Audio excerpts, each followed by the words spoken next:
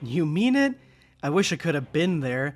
It must have been during me and Vegeta's duel, so I didn't sense his ki. Indeed, the duel which you lost to me.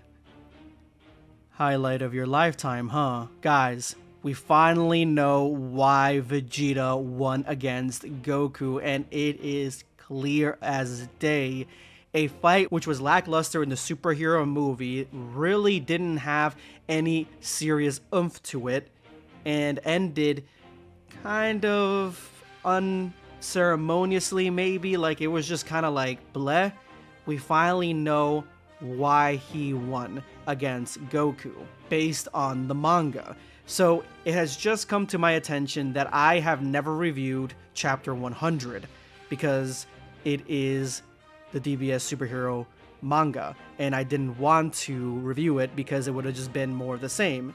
Now, I was unaware that the ending was the fight between Goku and Vegeta, and it is far more detailed and far better made than what we saw in the movie. I want to jump into that because connecting this and the new chapter tells us everything that we need to know as to why Vegeta finally won against Goku, especially in this fight. Now, chapter 100, I read the whole thing, and I liked the colored parts to it.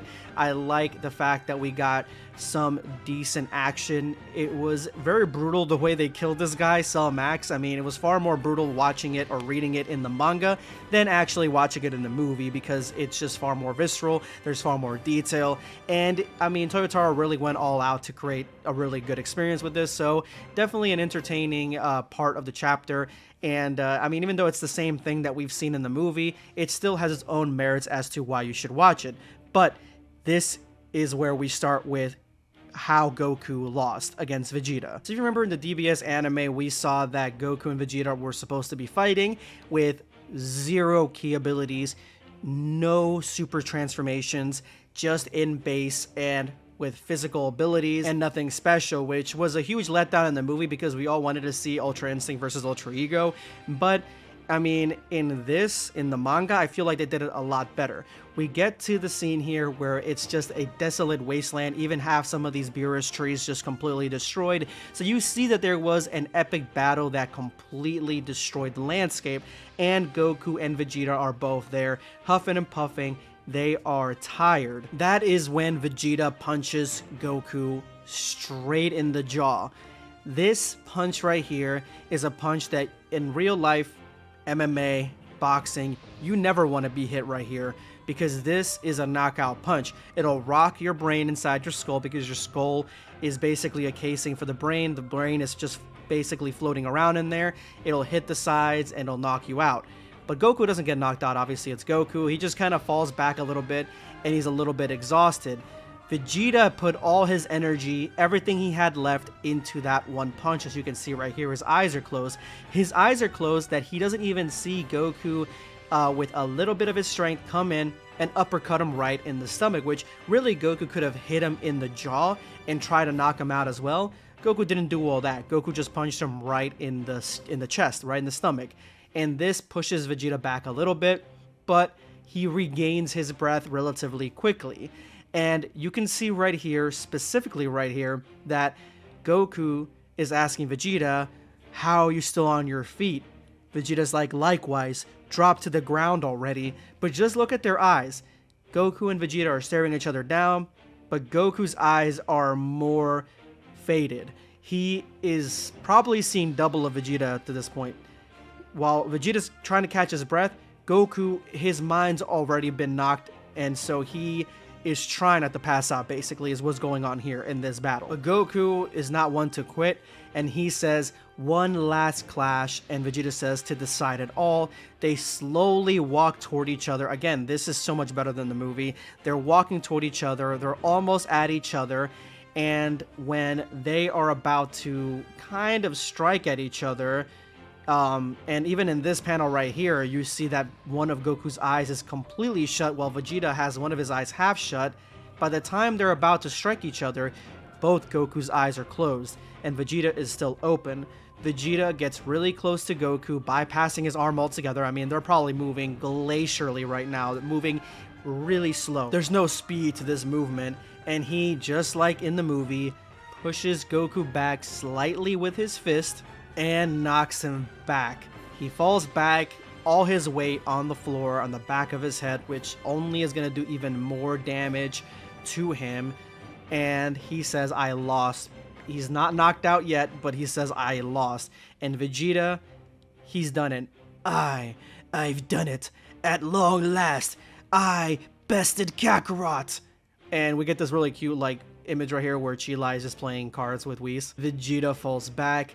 Goku's kind of out of it. Vegeta's just exhausted. You can tell that this fight went on for a very long time because Chi-Lai's like, they're finally done. Great, what a couple of numbskulls. Don't you agree, Broly?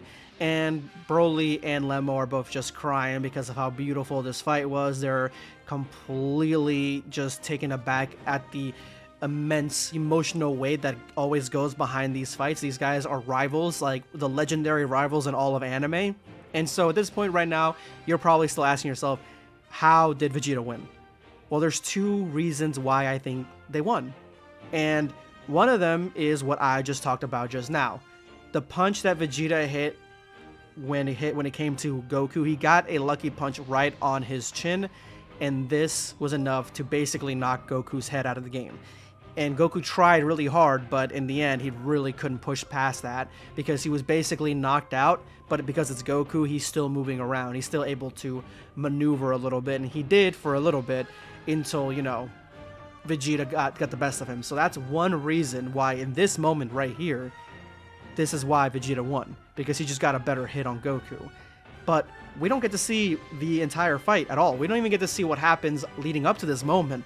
But based on the fight between Vegeta and Broly, we can come to the assumption why Vegeta had a better time against Goku when it comes to this fight. This moment right here, when Broly punches Vegeta right in the forehead, and this is Broly punching him, right?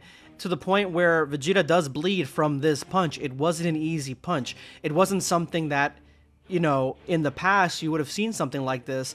And basically, it's because Vegeta's just that much stronger than Broly, and Broly's punch and strength were completely negated. That's not what's going on here at all. Broly punched Vegeta right in the forehead and made him bleed. Even in the punch itself, you can see that Vegeta is bracing for it and shakes a little bit, but is able to absorb it, and not only that, use that pain to transform into a Super Saiyan, although he can still transform into a Super Saiyan, but he uses that to transform into a Super Saiyan, and he's basically unaffected.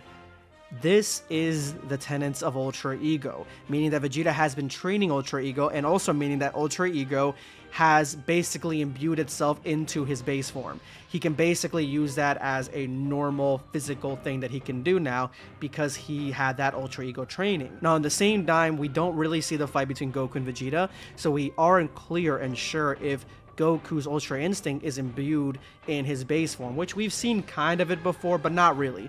So we don't really know 100% if that's what happened. But even then, if, say, Vegeta was able to hit Goku because he's dodging automatically a little bit, Goku probably would have used those openings to punch Vegeta, hit Vegeta, try to get the one-up on Vegeta, and hit him to try to cause as much damage. But that's the thing.